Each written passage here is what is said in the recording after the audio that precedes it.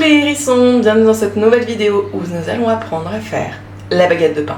Quand je dis nous, c'est vous, hein, parce que clairement moi je la fais très souvent, ça nous sauve très souvent aussi. Ça a été extrêmement pratique lors du Covid. C'est vrai que cette recette je la garde depuis très longtemps et je me dis à chaque fois il faut absolument que je leur montre parce que réellement c'est une recette qui va vous servir, qui est ultra simple à faire.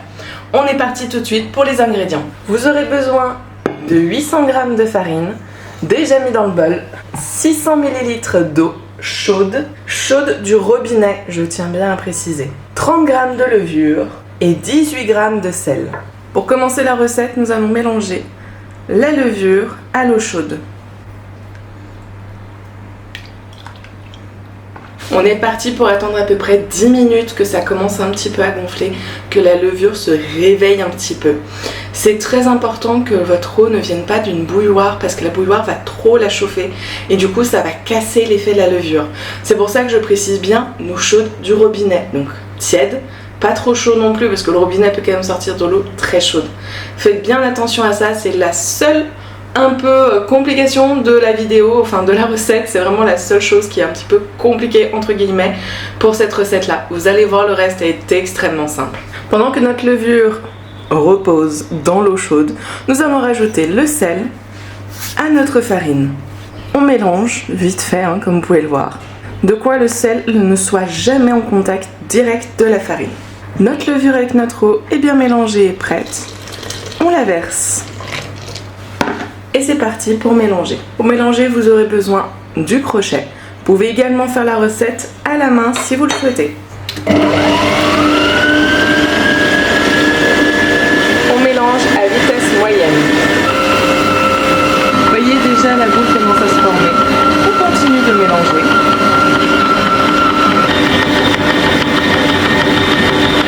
Nous voilà avec une belle pâte qui colle au doigt.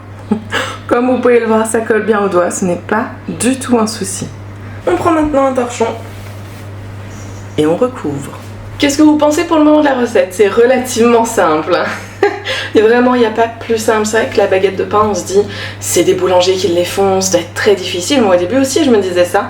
Puis j'ai découvert cette recette et franchement, c'était génial. Je peux vraiment pas vous dire par contre où est-ce que j'ai découvert cette recette parce que déjà, je l'ai énormément modifiée.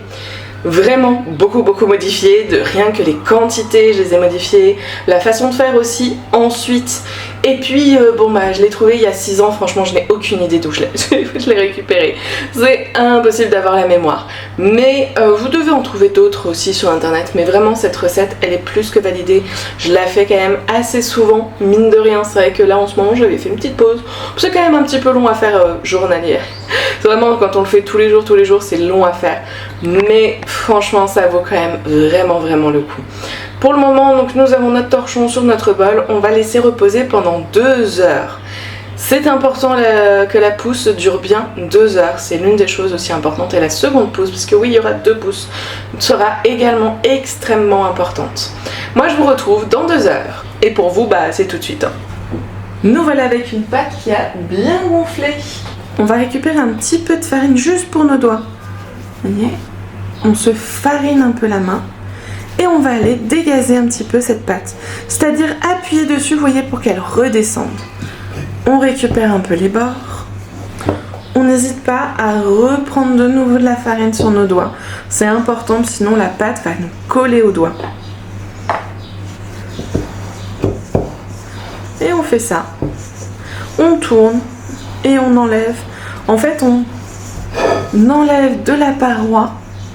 Vous voyez, on décolle la pâte de la paroi.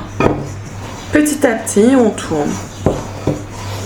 On va maintenant transvaser notre pâte dans un tupperware, ou plutôt dans 2 tupperwares.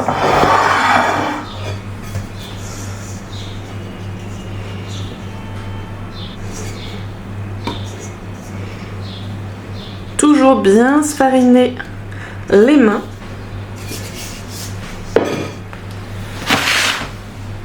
Alors attention, j'ai pris un grand bol, enfin un grand tupperware comme vous pouvez le voir. Je vais quand même diviser ma pâte.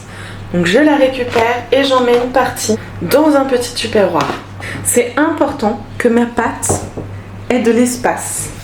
Nous avons nos 2 tupperwares remplis de pâtes. On a notre tupperware, on va les laisser reposer pendant toute une nuit au frigo. C'est extrêmement important et c'est là-dessus où vraiment je change de méthode par rapport aux recettes que j'ai pu voir sur internet, où généralement voilà, tout de suite après ils vont faire la baguette.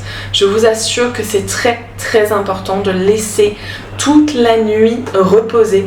En fait, quand ça va reposer, ça va gonfler. Dans notre pâte, par exemple celle-ci, va prendre tout l'espace de vide qu'il y a, elle va complètement gonfler.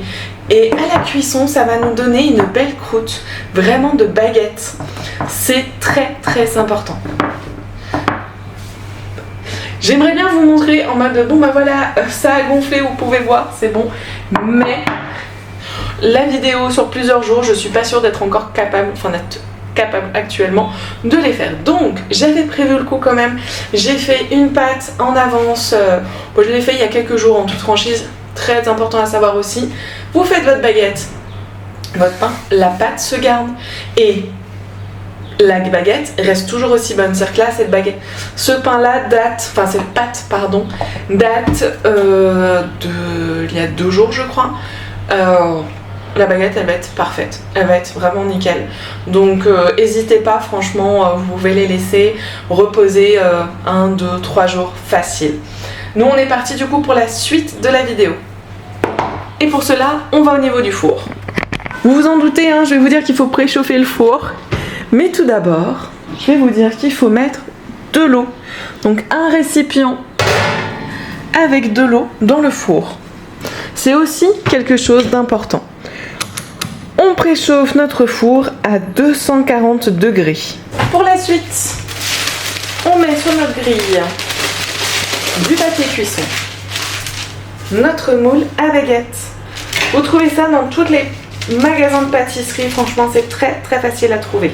Pourquoi papier cuisson alors qu'on utilise un moule? C'est très simple, vous allez vite comprendre. Nous allons devoir huiler notre moule. Pour ma part, de l'huile d'olive et on en met généreusement. Vraiment, il faut y aller.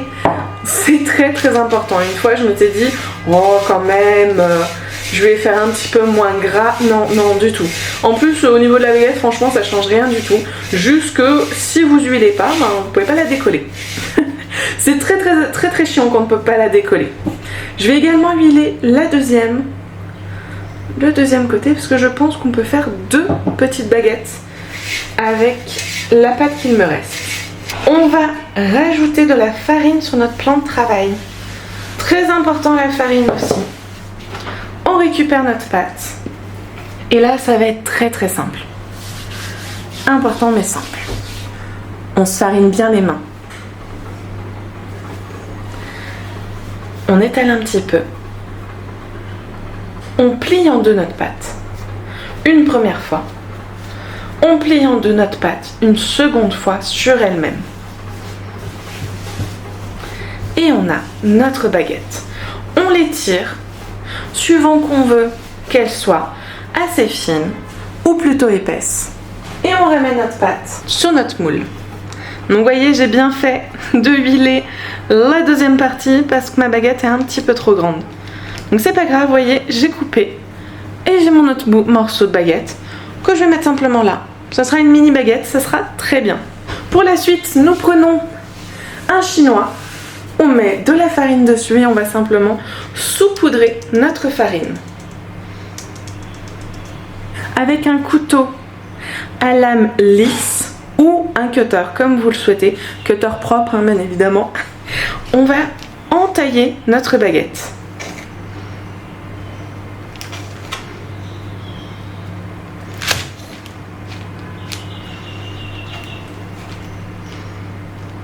Nous voilà avec des baguettes quasi prêtes. On a nos baguettes qui sont quasi prêtes. On va laisser pendant 10 à 15 minutes le temps que notre four chauffe tranquillement pour pouvoir qu'elle gonfle un petit peu, qu'elle lève un petit peu. Notre four est prêt, la petite lumière s'est éteinte. Notre baguette a un petit peu levé. On peut maintenant cuire nos baguettes. On les met dans notre four à 240 degrés pendant 30 minutes. Au bout de 25 minutes, nous allons vérifier notre cuisson, voir si notre pain est suffisamment doré à notre goût. Ça dépend vraiment de votre goût. Si vous aimez les baguettes plutôt blanches, laissez 25 minutes. Si vous aimez qu'on soit plutôt bien cuit, laissez 30 minutes. Et si vous aimez vraiment que ça soit cuit, vous pouvez encore rajouter 2 à 3 minutes, donc 33 minutes à peu près. Ça dépend de votre goût du pain. Nous sommes à peu près à mi-cuisson. Ça a déjà bien gonflé de nouveau, hein. Dans le four, ça gonfle également.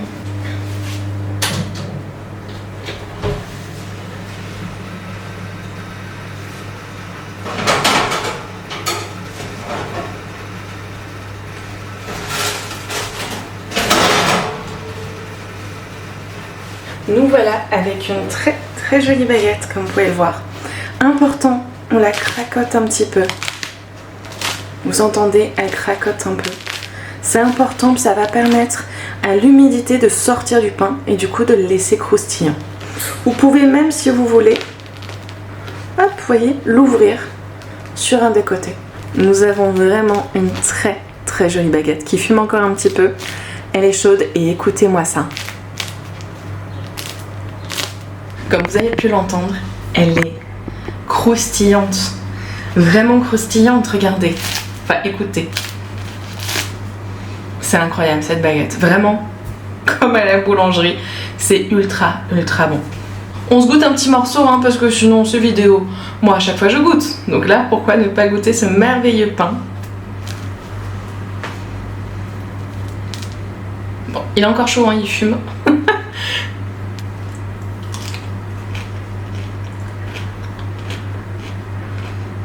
Il est juste délicieux, vous vous en doutez, hein, de toute façon. Cette recette, je la connais et vraiment, je sais qu'elle est extra bonne. Vraiment, je vous conseille, vous voyez, c'est pas extrêmement difficile à faire. Il faut juste vraiment la faire la veille pour le lendemain. Si vous avez besoin de la baguette maintenant, vous pouvez toujours, vous faites vos 2 heures de montée, première poussée. Ensuite, laissons au moins 2 heures dans le frigo et après vous pouvez quand même cuire une partie si vraiment vous voulez du pain tout de suite. C'est possible, ça ne fera pas un truc bizarre, c'est juste qu'elle sera moins croustillante.